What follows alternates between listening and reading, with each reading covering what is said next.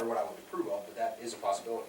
I myself as a supervisor wouldn't do that. I'm saying this, what I stated to the public is exactly how I do it. If there's a new applicant, they would have to come, the decision more likely will happen at the next meeting. They would have to come at that next public meeting and give their speech before the vote came down on possibly selecting a candidate. So that's how I'm fine with that too, Yeah, but I'm that's just, my opinion. Are you the same way, Carl? So there's a majority of the board, nothing's being snuck by the public. Yeah. So, yeah, and that is, you know, what Ed said is correct. We have until the 25th as the board to at least take vote on candidates that were before us, and attempt to, as a board of four, to elect somebody to that position, so. But anybody that does come forward, we could have a public interview during the next meeting on February 23rd. Yeah, real quick, Mr. Woods. I just want to say that I think that any candidate, because evidently this is a word of mouth, I didn't see anything. Yeah, I've been coming to meetings, so I know about it. But we just touched on something tonight. And of course, the one gentleman, and I was going to bring up about newsletters. That doesn't cost that much. It did cost X amount. That's one thing, you got everybody in the township, you got a newsletter. So a lot of people don't even know that there's a vacancy on the board. All right, so the only thing I would say, and it's not as if somebody's going to sneak in, that somebody should be able, if they come at the next meeting, have an application, and for the board to decide, you know, their qualifications. Just don't come up there and say, my name is Joe, and I want to be the supervisor. You got to be able to review and decipher it, just like when we put bids out for trash and any other contract. This is a contract for the residents of this township. It's a very important job, and you know, basically, I do know this is just a word of mouth, and people have been coming to meetings.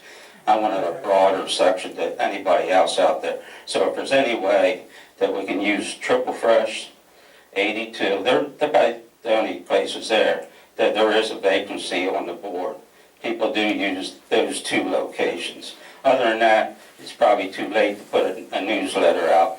But this thing, you know, texting or Facebook does not reach everybody in this township. And we have a resource out there with senior citizens that could definitely help this and have plenty of time. Not to say none of the other candidates wouldn't be a good candidate for it, but there's other resources out there that we should use. Thank you.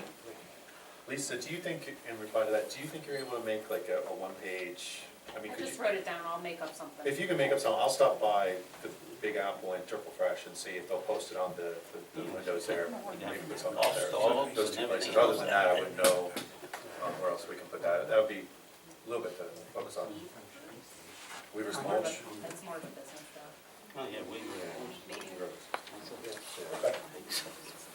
Continuing on, Office Treasurer, Keystone Publishers, Inc., Code of Ordinances. Key State Publishers, they're who put together the codification books for us. They are going out of business. We last updated our codes back in February of 2012. Currently, we link our website to their online codification system, and they have decided that they are taking down their link. So we will not have the online codification available for Key State Publishers anymore. Okay. So we will need to look, one, into codification, again, getting our codes up to date and getting the book up to date, and then just discussing with the board kind of what they envision for an online supplement. Like, I mean, do we want to have stuff online? We did originally when we got with Key State Publishers, but how important is that? That might depend on what company we start to look at. I would want to know what other companies are out there and what the cost is. To start a codification from scratch, it cost us almost $20,000, but I'm assuming it shouldn't cost us that amount considering we have something which to go by already. Mike, did you look into this? Because I remember.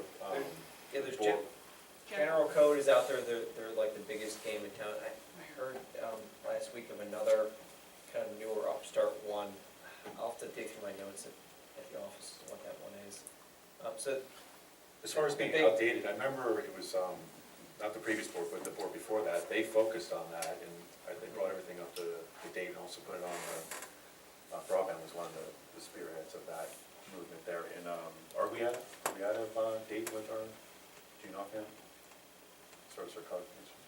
No, there's always gonna be provisions to codify in, because any kind of ordinance change that you make, you gotta have someone then take that and fold it into the full code of ordinances. So if it hasn't been done since 2012, I think there have been ordinances since then. Townships approach it different ways. Some have a zoning ordinance book or a subdivision ordinance. And you stick the new ones in the front or the back. Others have it so that they have the latest fully codified online, and then any amendments to it posted on the township website. And then others have general code or other types of documents. I mean, I would like to see it available online as well as having, the hard copy here. I mean, try to get as much of it, our stuff online as possible, so, I mean, I guess at this point, we really need to know what the cost will be, and I guess we have to decide if we wanna do a full, what that full codification will cost. It sounds like that we need, to see where that would fit in the budget.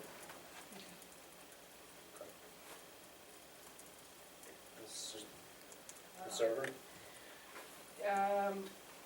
We were not, I guess we still need to get an electrician in here to figure out whether the heating system is kicking the server off or whether the It's already done. Oh, it is, it's good. It's done, we put another circuit in. Good, that must have been I was right. Sorry. No, it's okay, I wasn't there. That's the communication. Yeah. Do we need to leave the server be for now, or do we still need to look into getting a new server? Well, we talked about that last time, the new server we do have in the budget, so Yes. we're fine with I think going when I ahead. spoke with Mike about it, there's the bidding specifications Oh, on that's how right. much it would be. Yeah. I think the old quote that we had from last July placed a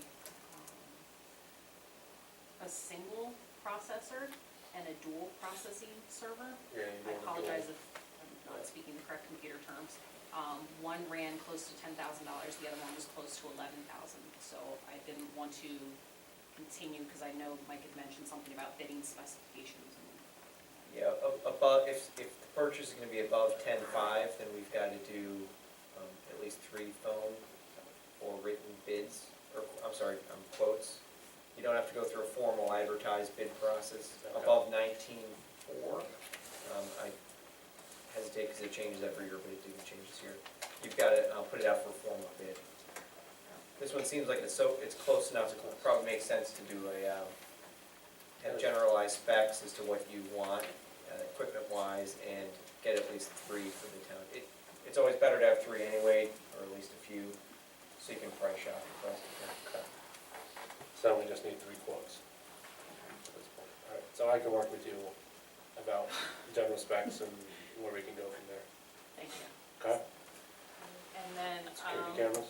now that we are past budget season, I know back in probably October, we had said hold off on the security cameras until after budget season.